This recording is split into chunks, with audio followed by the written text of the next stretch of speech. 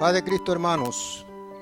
Damos gracias a Dios que una vez más nos podemos presentar delante de ustedes para compartir con todos ustedes lo que es la palabra de Dios, el estudio bíblico de este domingo. Sabemos que esto es alimento para nuestro espíritu, para nuestra alma, y conocimiento que necesitamos acerca de los planes de Dios a través de su palabra. Seguimos con el tema de los eventos de los últimos tiempos, que lo íbamos a desarrollar en varios domingos, le dijimos, y el primer tema, por decirlo así, que tocamos dentro del gran tema, que es los eventos de los últimos tiempos, fue las señales de los tiempos. Luego el segundo tema que tocamos fue el arrebatamiento, o como algunos lo conocen, el rapto de la iglesia.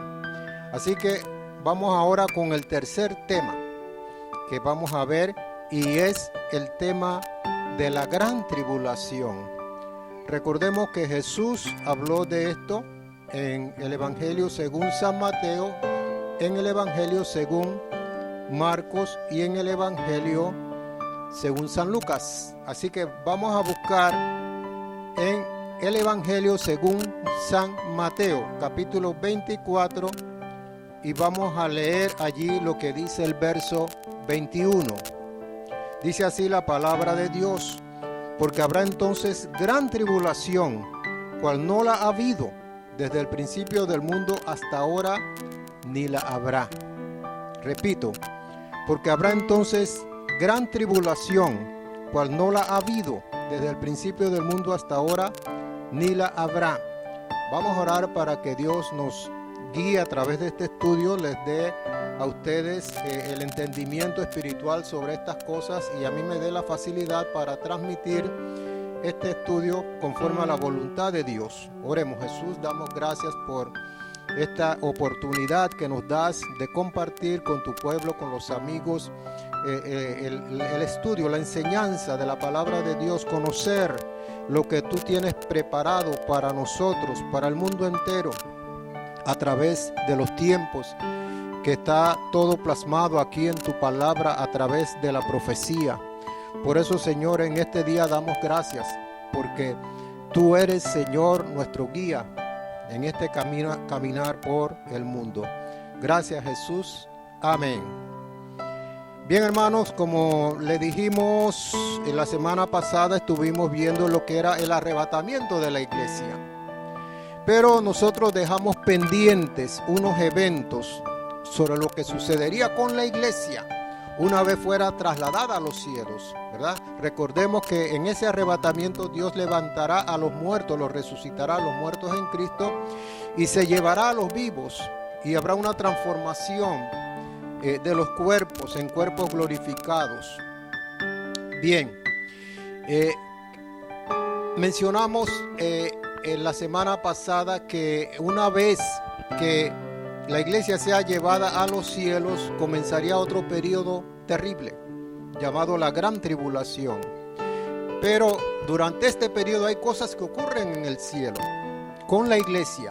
Amén.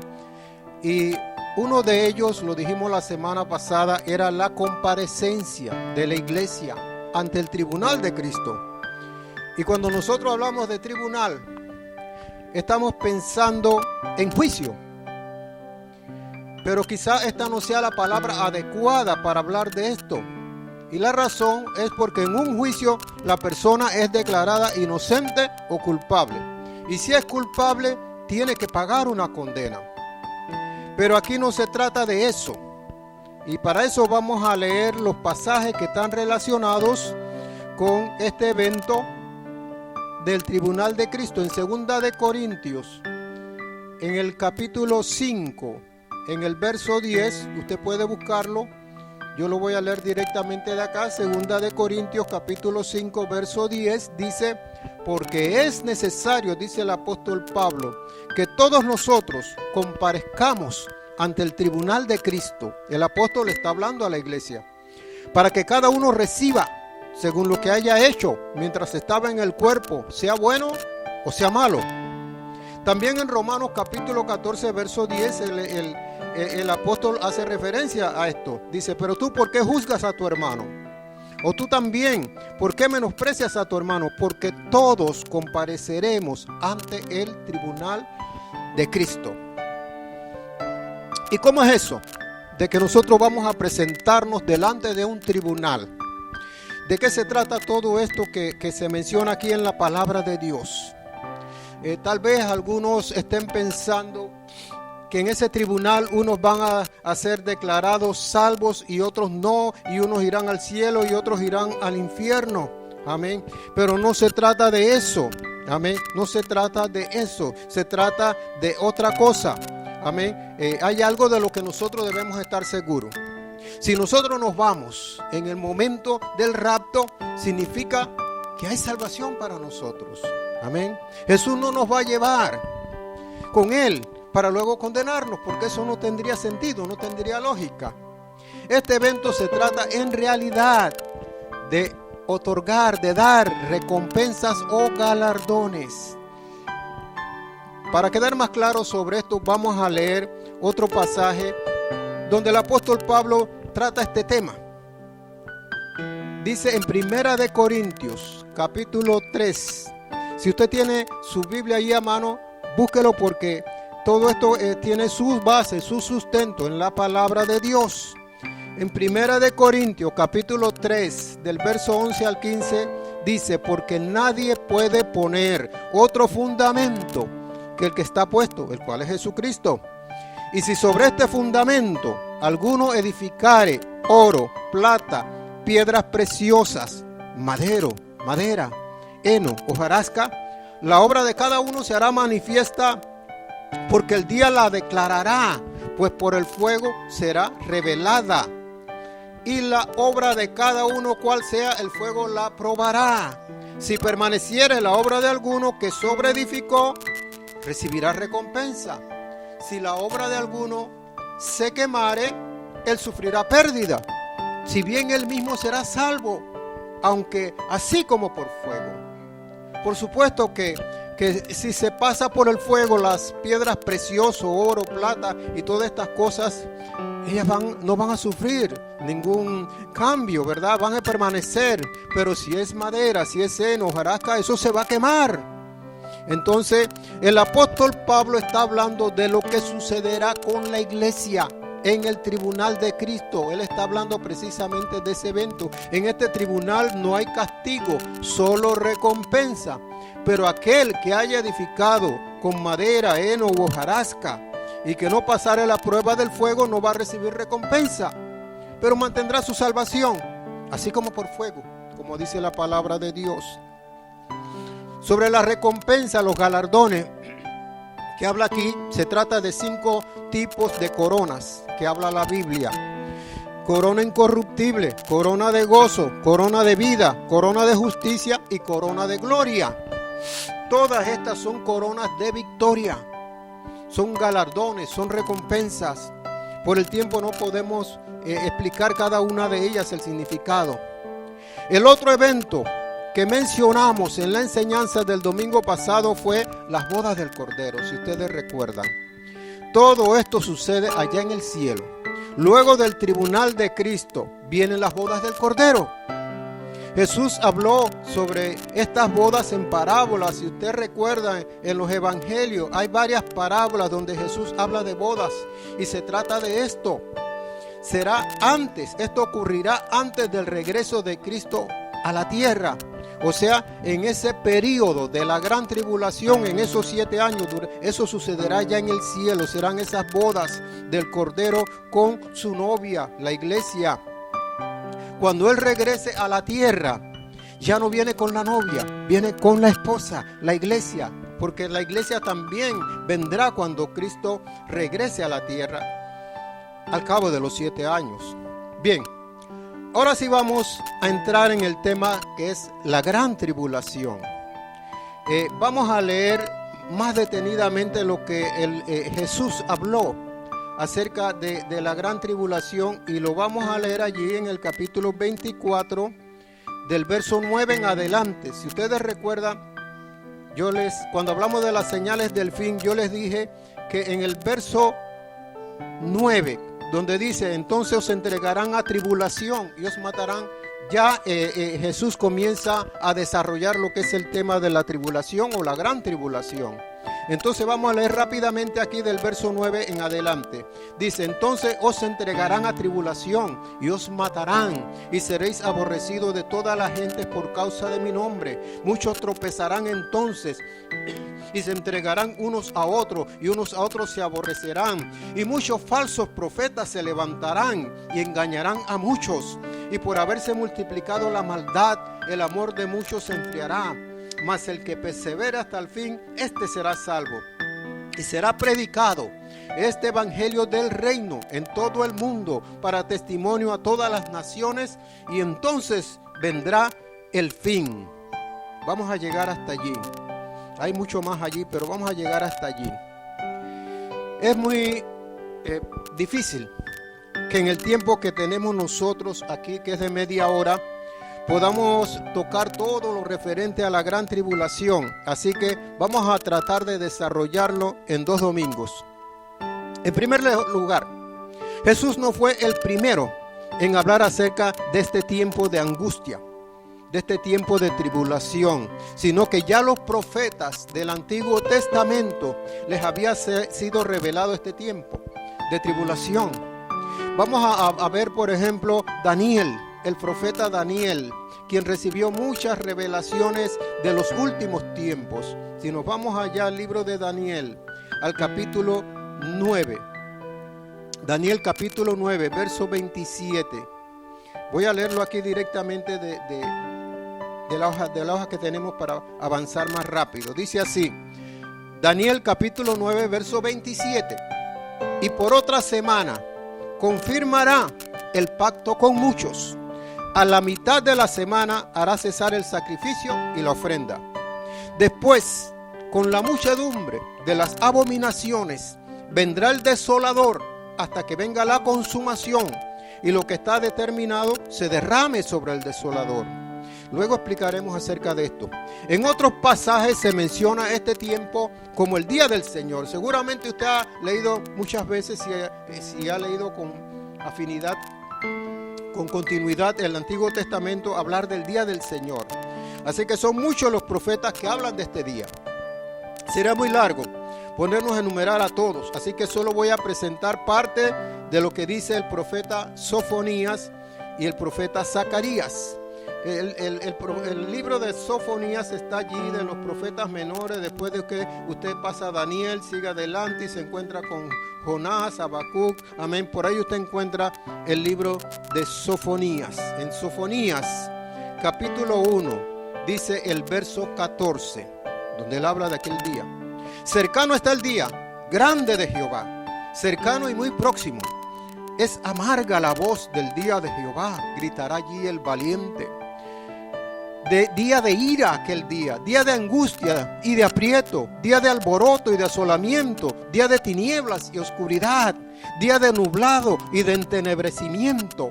Y dice el verso 17, y atribularé a los hombres y andarán como ciegos porque pecaron contra Jehová, y la sangre de ellos será derramada como polvo y su carne como estiércol. Palabra dura es esta.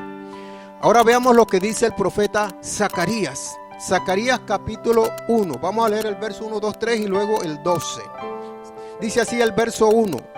He aquí el día de Jehová viene, y en medio de ti serán repartidos tus despojos. Porque yo reuniré a todas las naciones para combatir contra Jerusalén, y la ciudad será tomada, y serán saqueadas las casas y violadas las mujeres, y la mitad de la ciudad irá en cautiverio, mas el resto del pueblo no será cortado de la ciudad. Después saldrá Jehová y peleará con aquellas naciones como peleó en el día de la batalla.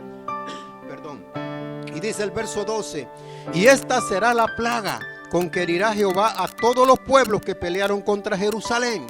La carne de ellos se corromperá, estando ellos sobre sus pies, y se consumirán en las cuencas sus ojos, y la lengua se les deshará en su boca. Durante este tiempo que estamos hablando, hermanos, amigos, el Señor va a tratar en primer lugar con su pueblo, Israel.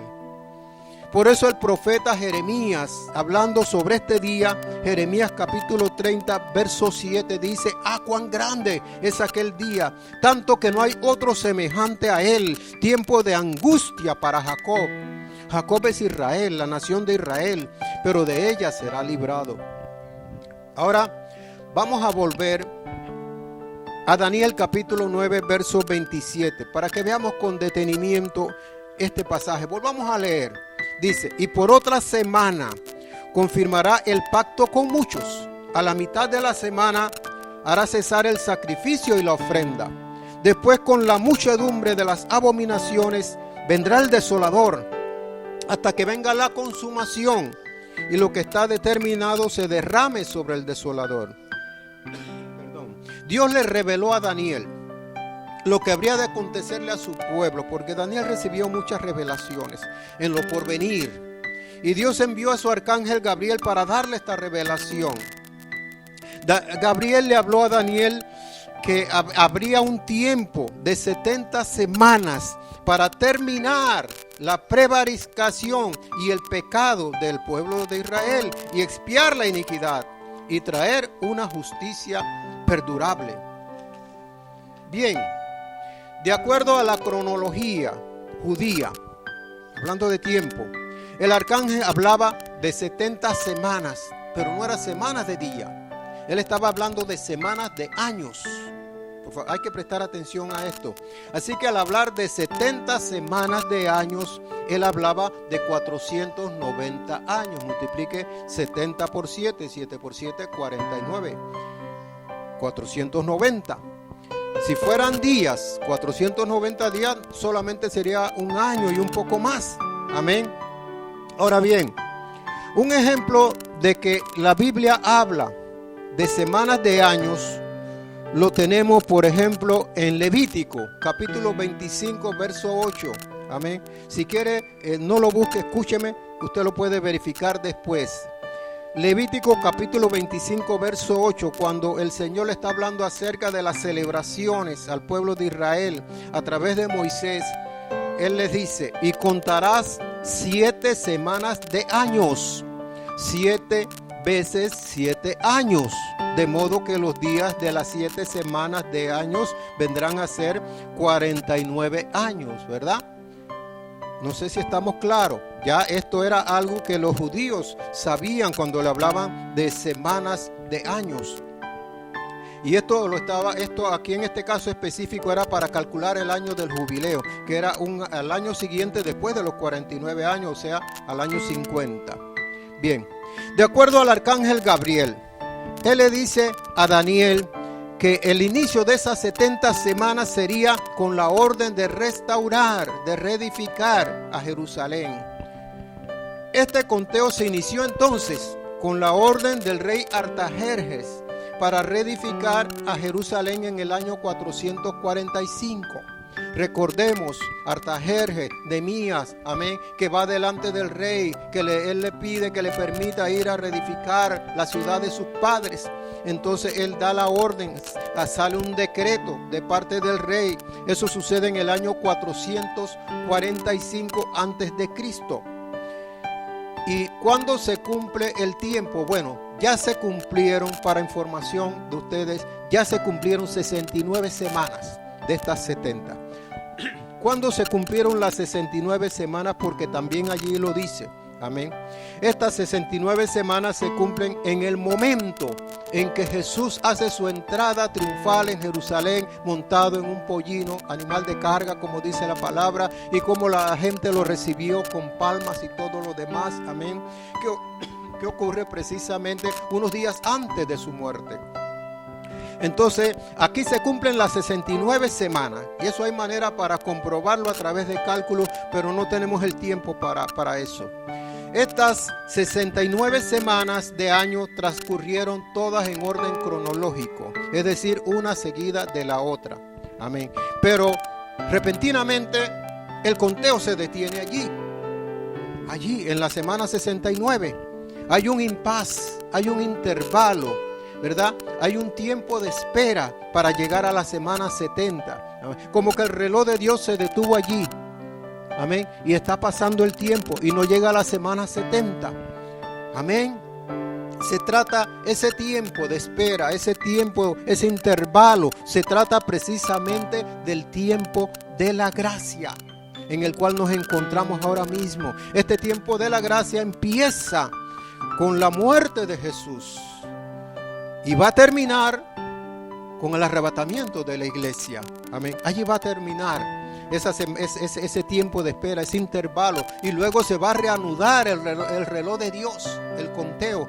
Se va a reanudar la semana 70, va a iniciar una vez que la iglesia sea. ¿Y por qué este impas? ¿Por qué se detiene el conteo? Para darle oportunidad a millones de personas en todo el mundo para que recibieran la gracia del perdón de Dios a través de la muerte de Jesucristo. Eso, ¿verdad? Nosotros, ¿verdad? Estamos en ese intervalo. Gracias a Dios que lo hay, porque por eso nosotros somos salvos. Dele la gloria a Dios por eso. Al ser trasladada al cielo la iglesia, antes que esa semana empiece, se termina ese tiempo de la gracia, se reanuda el conteo, como dice, y da inicio a la gran tribulación. Y entonces viene la semana 70 que habló el profeta Daniel. Ahora bien, antes del verso 27 de Daniel, ¿verdad? Porque él habla acerca de un príncipe que ha de venir que va a hacer pacto con muchos. Amén. Pero antes de eso él habla acerca de este príncipe, ¿verdad? Y dice que este príncipe, amén, a la mitad de la semana, ¿verdad? Recuerden que son 7 años. Si es la mitad de la semana, quiere decir que es a los 3 años y medio. Él va a romper el pacto que hizo con Israel. Y dice que él va a profanar el templo de los judíos. Para ese tiempo va a ser reedificado, el templo. Ya para los 3 años y medio de ese tiempo, ya el tercer templo ha sido reedificado, hermanos. Los judíos tienen todos los materiales para ese templo, las piedras, tienen el mobiliario, tienen las vestiduras de los sacerdotes. Ellos están preparados en cuanto haya la oportunidad, ¿verdad?, edificar ese templo. Ahora, ¿quién es este príncipe del que habla Daniel? Pues este príncipe es el anticristo. Israel lo va a recibir como si fuera el mismo Mesías que ellos estaban esperando.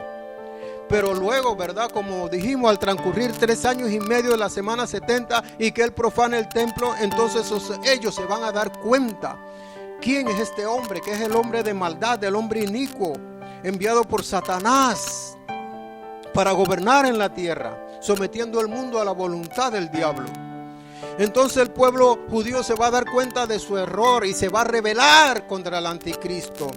Y aquí se inicia la persecución contra ellos. Y ocurrirán muchas cosas que luego veremos más adelante.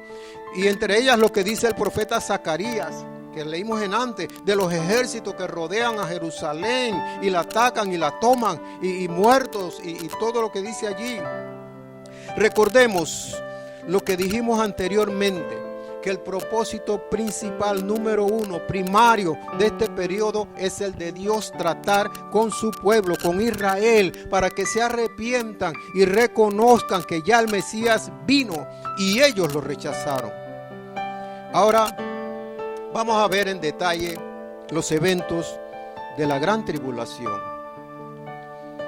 Daniel, los demás profetas y Jesús hablaron de la gran tribulación, pero solamente en términos generales.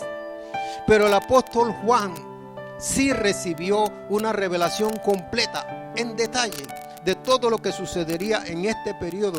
Y él lo dejó escrito en el libro de Apocalipsis. Desde el capítulo 6 hasta el capítulo 18, esos son los eventos de la gran tribulación. Si usted quiere, léalo en casa a medida que estamos dando estos estudios. Es difícil resumir todos estos eventos y es un tema bastante complicado, pero vamos a tratar de resumirlo aquí.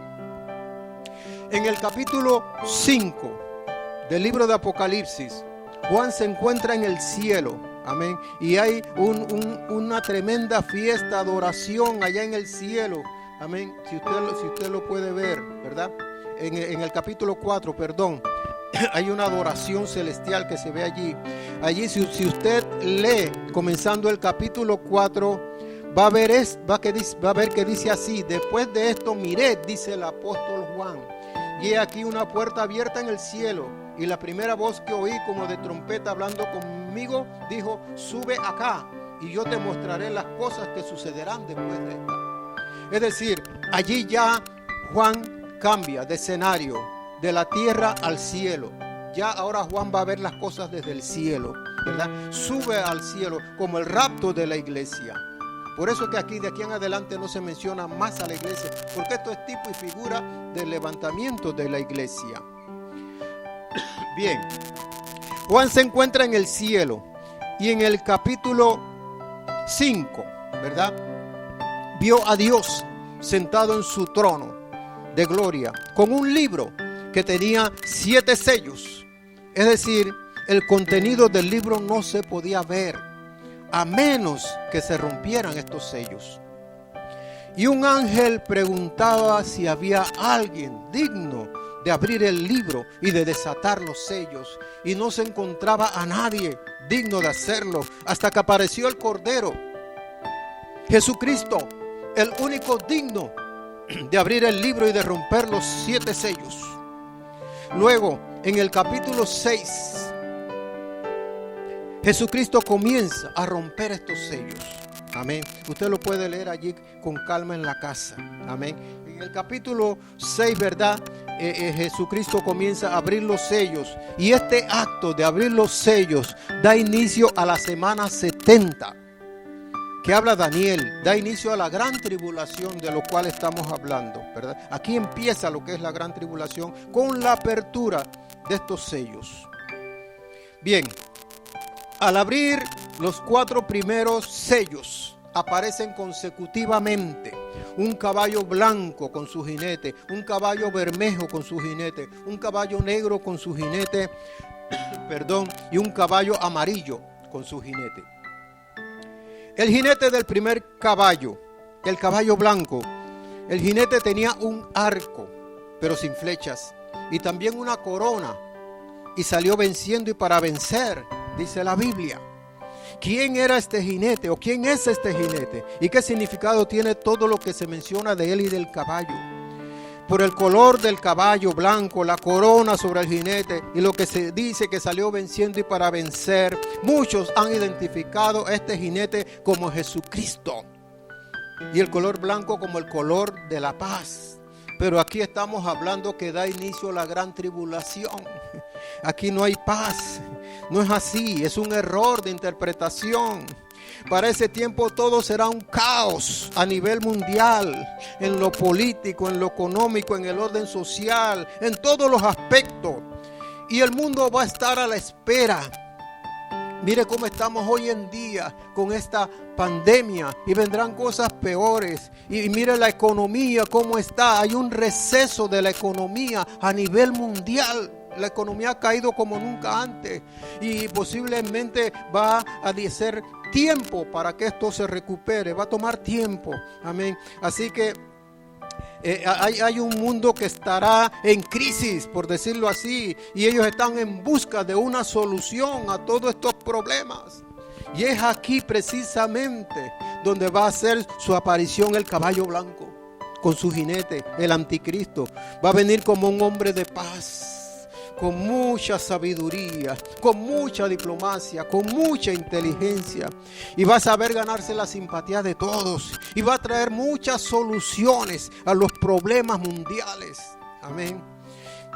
Y se convertirá en un gobernante mundial. Le fue dada una corona, dice, porque las naciones lo aclamarán, como el hombre que era necesario para darle solución a los problemas mundiales. Amén. Y a todos engañará, incluyendo al pueblo de Israel. Allí es donde viene el pacto con muchos. Pero al abrir el segundo sello, aparece un caballo bermejo con su jinete. Bermejo significa rojo, el color de la sangre. El hombre de paz se transforma en un dictador terrible, destructor. Dice que lleva una espada ahora en lugar del arco sin flechas. Y como ya se han señoreado, como ya lo han puesto en esa posición de gobernante mundial, amén, se han señoreado del mundo, por decirlo así, amén, y va a haber guerra, amén, porque esa espada significa guerra. Amén. Y Él impone sus leyes dictatoriales. Dice que hay guerras en todas partes del mundo. Hay infinidad de muertos, dice la Escritura, que se le permite quitar la paz de la tierra. Ese es el segundo sello. Luego en el tercer sello aparece un caballo negro con su jinete, el anticristo, nuevamente. Solamente cambia de caballo, por decirlo así. El color negro se usa para mostrar luto por la muerte de alguien. Se asocia entonces el color negro con la muerte, con el dolor, con la angustia, muerte por hambre a los sobrevivientes luego de la guerra, y por peste, por las condiciones insalubres, porque la guerra trae muerte, trae destrucción, todo se convierte en ruinas y miseria, los alimentos escasean y se encarecen, amén, luego de la guerra. Por eso el jinete dice que lleva una balanza en la mano y habla de los precios, amén, cómo se han encarecido, amén. Bien, dijimos al principio que el propósito primario de la gran tribulación era de que Dios tratara con su pueblo. Y el segundo propósito es el de ejecutar juicio a toda la humanidad por el pecado del hombre y la falta de arrepentimiento y la condición moral, espiritual de todo tipo tan terrible de la humanidad. Y aquí lo está haciendo a través del anticristo, ejecutando ese juicio. Sin saberlo, el anticristo está cumpliendo los planes de Dios. Igual que lo hizo Satanás cuando llevó a Jesucristo a la cruz. Ese era el plan de Dios y Satanás fue el instrumento, amén, para cumplir ese plan. Al abrir el cuarto sello aparece un caballo amarillo, pálido, de acuerdo a la palabra en griega, amén, con su jinete que tenía por nombre muerte, nuevamente el anticristo. Y dice que el Hades le seguía. Hades significa tumba, sepultura.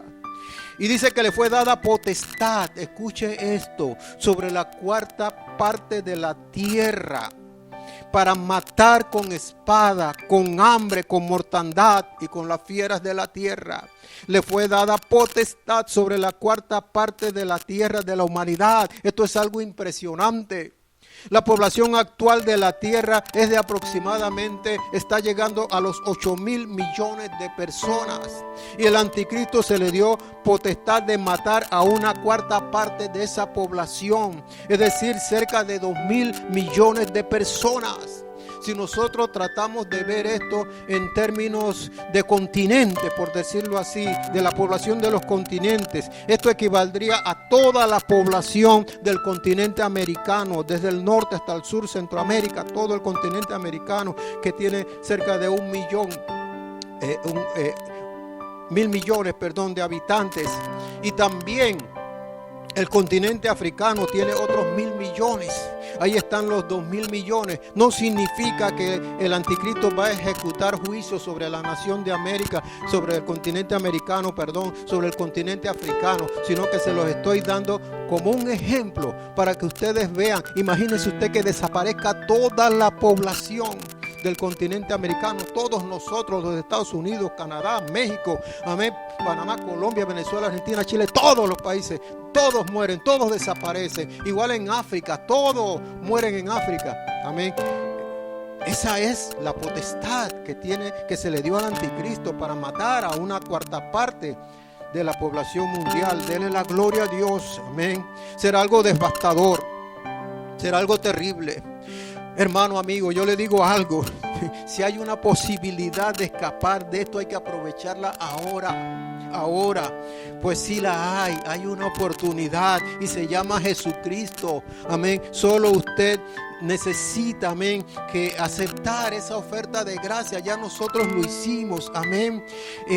Necesitamos, amigos, que usted también lo haga, que acepte esa oferta de gracia, porque lo que viene sobre la tierra es algo terrible, amén. Hay que aprovechar esta oportunidad y hay que caminar con Cristo firmemente, hermanos.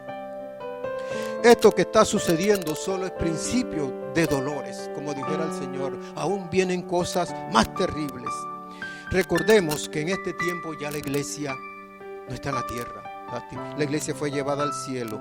¿Significa esto?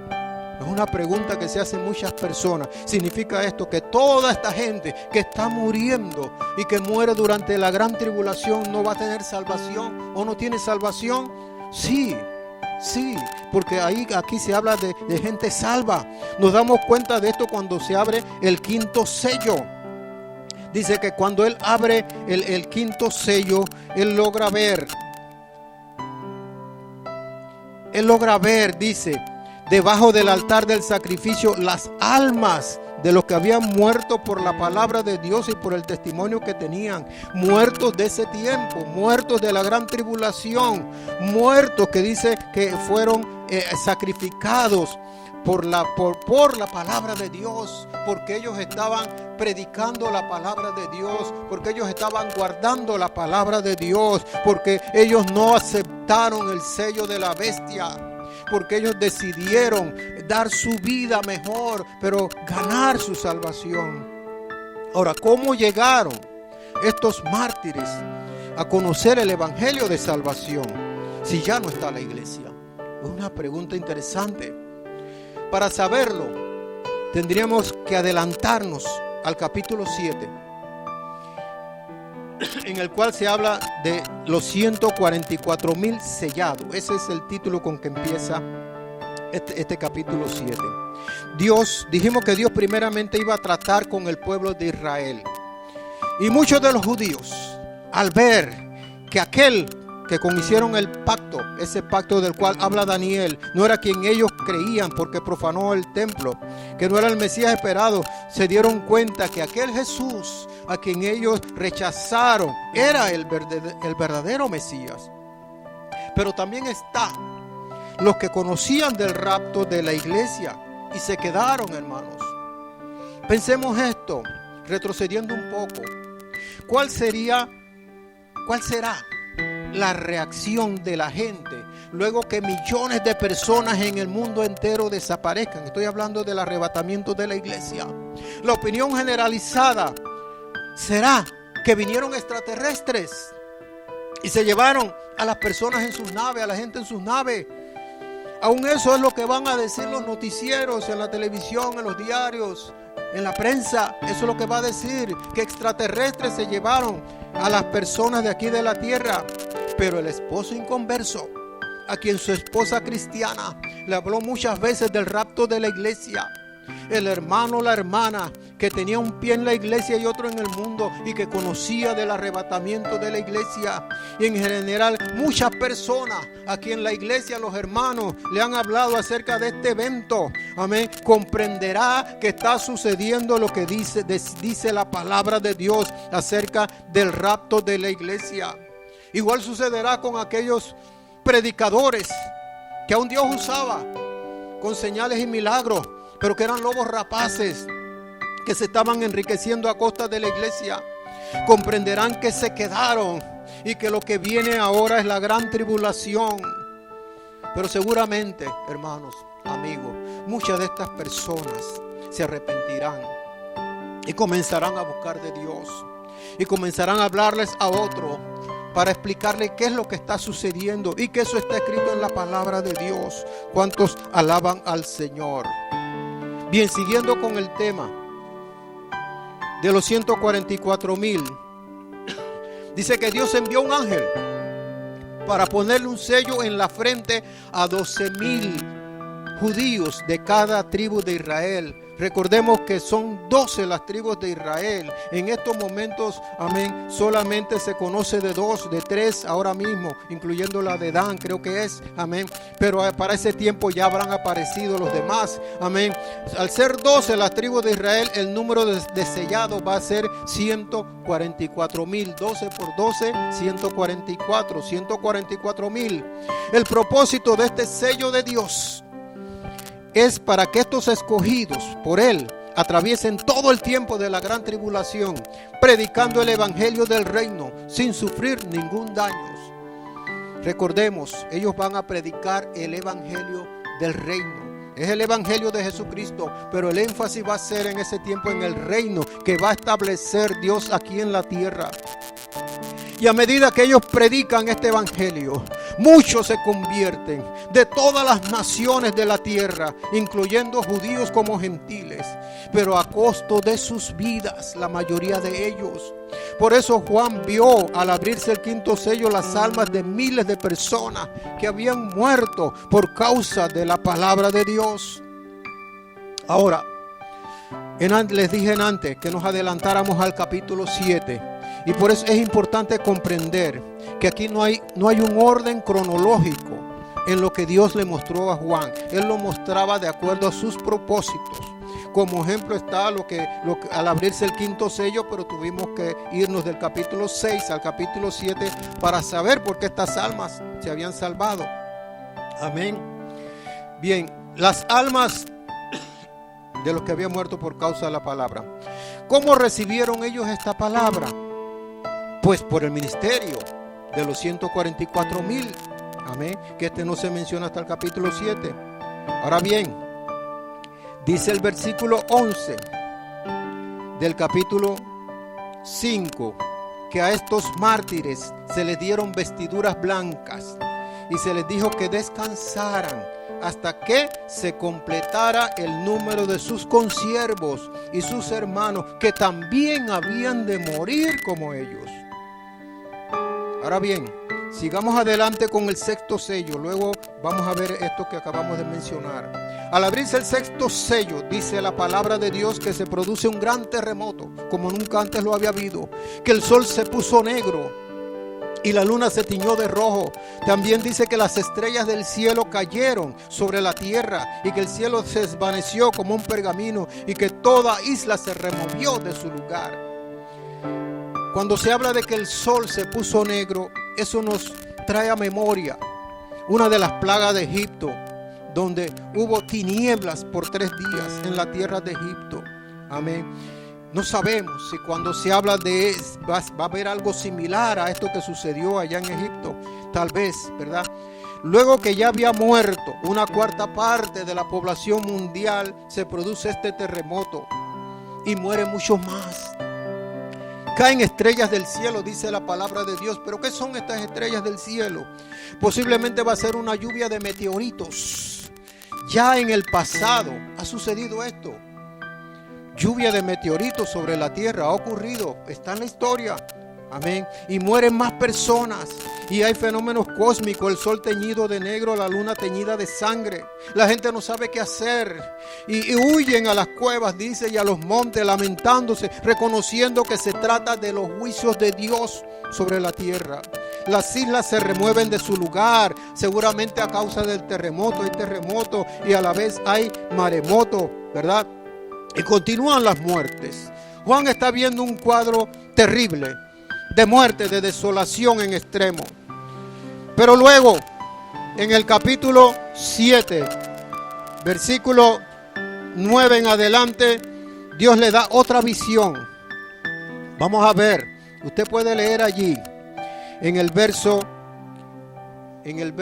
9, amén, en el verso 9, dice así la palabra de Dios. Dice así la palabra de Dios. Después de esto miré, y he aquí una gran multitud, la cual nadie podía contar, de todas las naciones, de todas las tribus y pueblos y lenguas, que estaban delante del trono y en la presencia del Cordero, vestidos de ropas blancas y con palmas en las manos. Amén. Nuevamente el apóstol Juan está viendo, tiene una visión, amén, acerca de muchos muertos, amén. Pero como les decía antes, Juan no está viendo las cosas que van a suceder en orden cronológico, amén. Porque luego, verdad, que él ve esta multitud, verdad, un ángel le pregunta a Juan, ¿sabes quiénes son estas personas? Y Juan le dice, no, Señor, si tú no me lo dices, yo no lo voy a saber. Entonces dice que uno de los ancianos le dice que esa multitud de personas que veía de todos pueblos, naciones y lenguas eran los salidos de la gran tribulación, que habían lavado sus ropas y las habían emblanquecido en la sangre del Cordero. Eso era, quiere decir que entonces Dios lo está llevando hasta el final de la gran tribulación para ver, amén, lo que va a suceder, ¿verdad? Que muchas personas van a ser salvas, amén. Porque Dios, ¿verdad?, le da estas visiones a Juan conforme al propósito de Dios. Eran mártires, igual que los del capítulo 5, que habían recibido la palabra de Dios a través del ministerio de los 144,000. Pero sucede que cuando estos 144,000 van predicando, mucha gente se convierten en seguidores de Cristo, y ellos mismos también se convierten en portavoces del evangelio, y se van sumando y se van multiplicando, y la palabra de Dios comienza a llegar a todas partes del mundo. ¿Cuántos dan gloria a Dios? Amén. Estos mártires fueron los que rechazaron el sello del anticristo, el 666, los que sufrieron persecución, muerte, pero nunca negaron su fe. Hay algo muy importante en lo que debemos reflexionar. Estamos en el tiempo de la gracia, el regalo de Dios para la humanidad. No tenemos que dar la vida ahora mismo para seguir a Cristo en la mayoría de los países. Hay libertad. Amén, para elegir qué camino queremos seguir, qué vamos a hacer en términos espirituales. Pero en ese tiempo de la gran tribulación, el seguir a Cristo significa para casi todos ofrendar su vida para mantener su salvación. Luego en el capítulo 8, al abrir el séptimo sello, dice la palabra de Dios que se hizo silencio como de media hora. Capítulo 8. Este silencio solemne, así como aquí en la tierra acostumbramos un minuto de silencio por la muerte de alguien, amén, es un presagio de que cosas más terribles de las que han sucedido hasta aquí vendrán sobre la tierra. El tiempo se nos terminó, hermanos, amigos, así que esto lo vamos a ver el próximo domingo. Yo les recomiendo que mientras tanto vaya leyendo allí en el libro de Apocalipsis, lo que estamos viendo, capítulo 6 en adelante. Hemos llegado hasta el 8, ¿verdad? Léase todos esos capítulos, el 9, el 10, el 11, el 12, si puede llegar hasta el 18, léalo, para que así esté familiarizado con lo que vamos a seguir viendo el próximo domingo.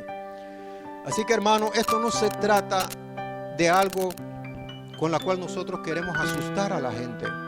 Nosotros sencillamente estamos viviendo los tiempos proféticos de Dios, los tiempos finales de los cuales habla la Biblia. Ya la iglesia no va a estar mucho tiempo aquí en la tierra. Ya la predicación, el mensaje de la palabra de Dios a través de nosotros, de la iglesia, va a terminar. Porque va a venir ese hombre de maldad, ese hombre inicuo, ese hombre cuyo advenimiento dice con señales y prodigios. Amén. Así que ahora es el tiempo para nosotros, ¿verdad?, buscar de esa gracia de Dios, amigos.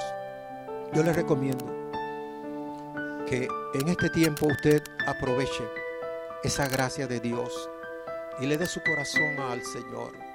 Y allí, como yo les he dicho varias veces, allí en su casa, en un lugar allí de su casa, la recámara de su cuarto, amén, usted, verdad, se arrodille delante de Dios y le diga: Señor, quiero aceptarte, Jesucristo, como mi Salvador, como mi Señor de mi vida.